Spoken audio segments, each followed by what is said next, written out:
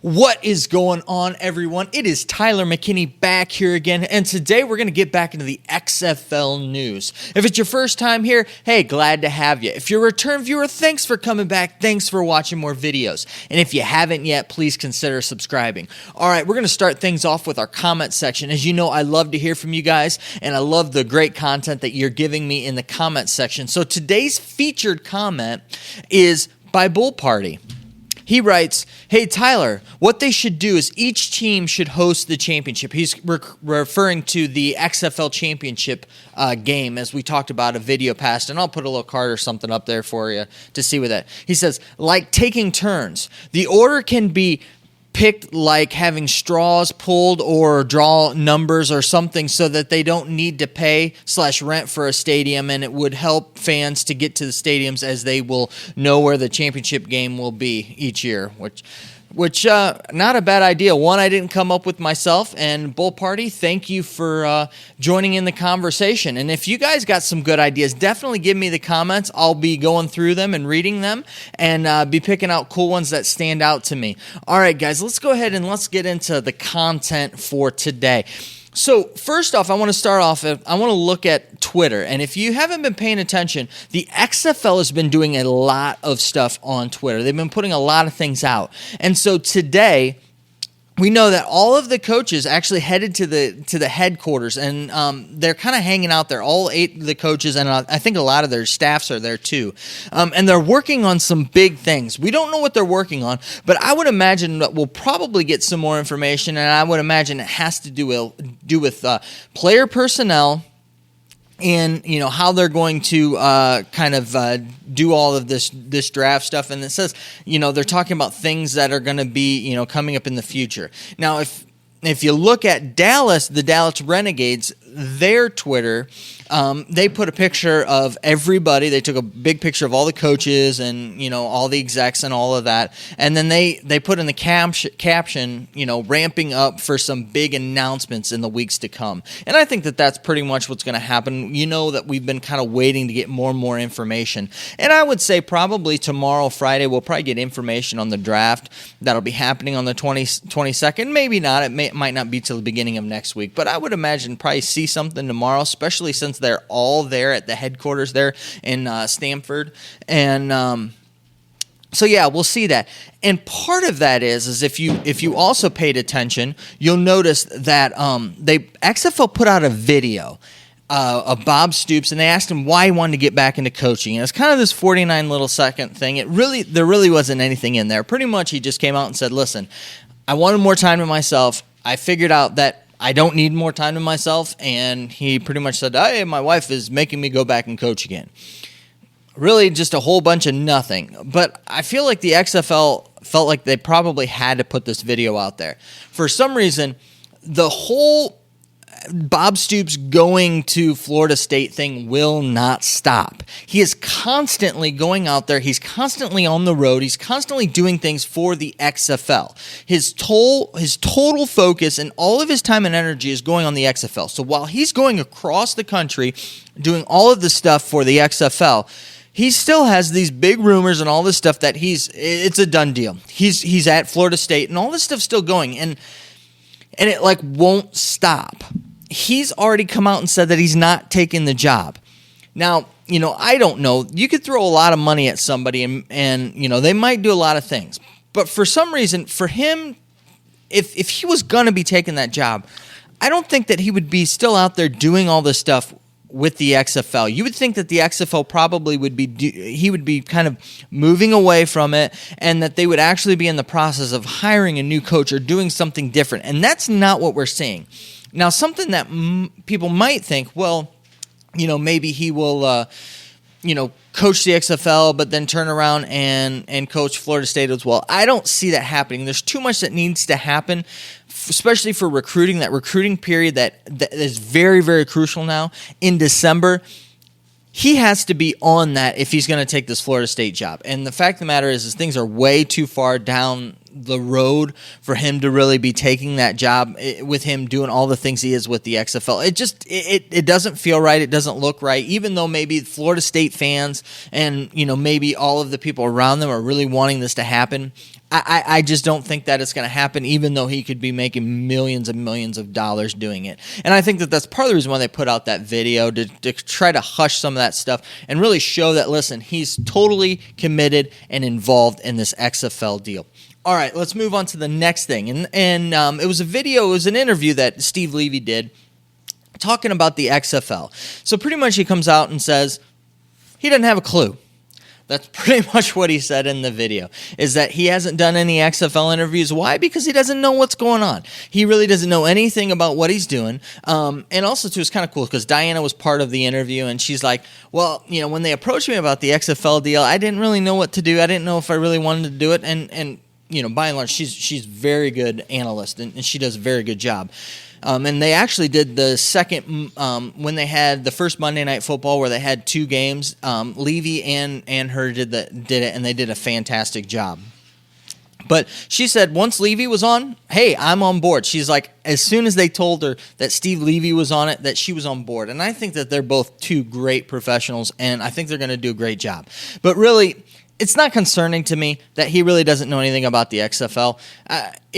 Right now, everybody's learning things about the XFL, and he's right. He's focused in on his job, and right now at ESPN, his job is kind of, covering what he's covering. The XFL will come, and once he gets a chance, he'll start covering. It's like they were asking about the NHL, and he's like, dude, right now I'm totally into college football. I got no time to do that, and I think that that's true. That's where he's at, and so I think probably once the new year turns around and stuff, he'll start turning his focuses towards the XFL and getting kind of all prepared and set up for that.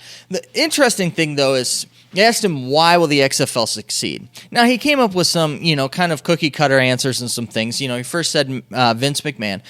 Vince McMahon is a titan. He's a giant, when it comes to things. He's got a lot of money. I know that some of you guys out there don't really care for him all that well. I get that, but he's got the money to back it up. Second thing he said was, A was Vince McMahon. B was Disney. Disney, again, has a whole lot of money, and if they've thrown their hat in with this, they're not going to let it fail. So if they've done ESPN and they've got a deal with the XFL, and remember, ESPN's owned by Disney. Disney's not going to let this thing fail if they've kind of put their hat in the ring with that, to where they're going to put the money behind it to at least give it the exposure it needs to succeed. So that was B. Third thing he said was C was Fox. Fox is going to do the same thing as Disney.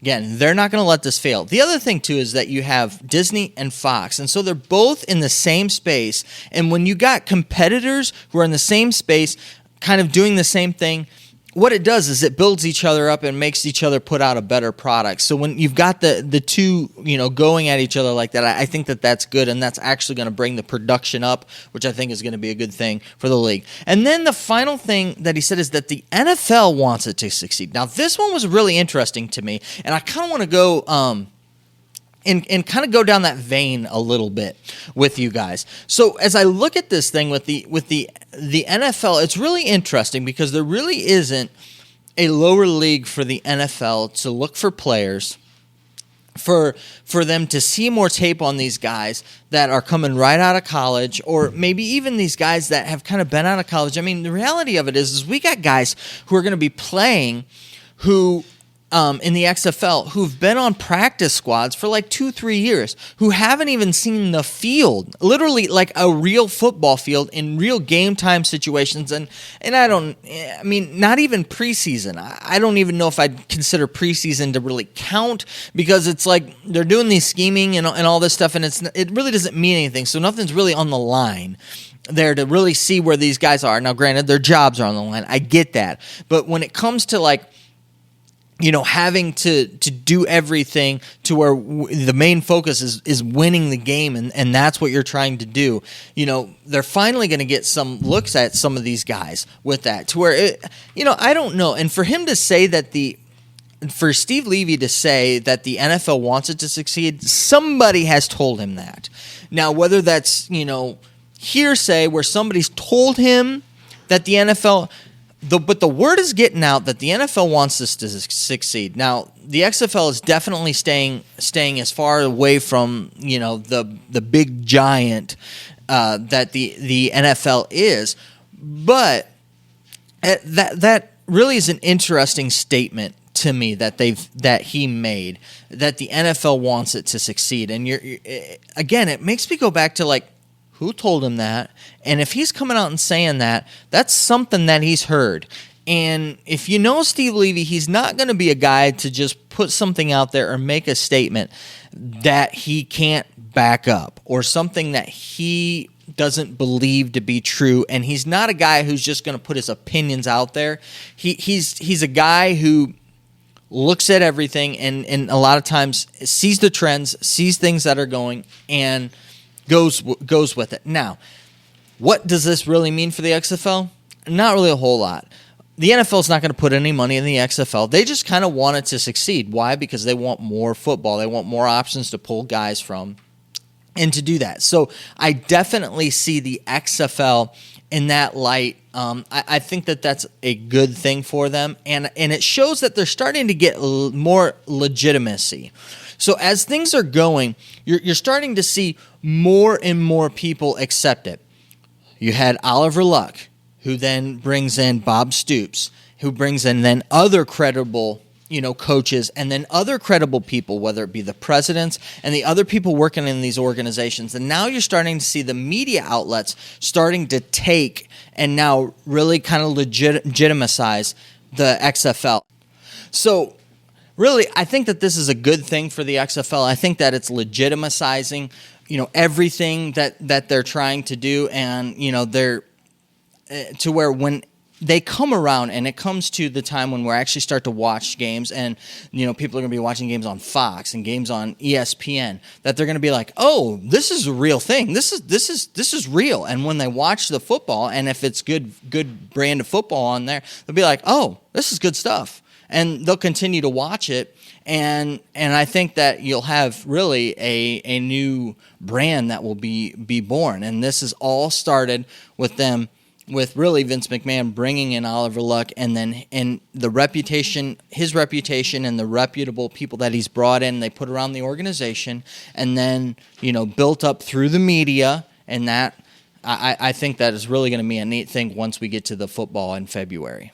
All right, guys, now we're going to go ahead. We're going to go to our suggestions that we got. This week, we're looking at a suggestion from Planet Jason. And Planet Jason says, do you think the XFL will adopt some of the AAF teams or markets?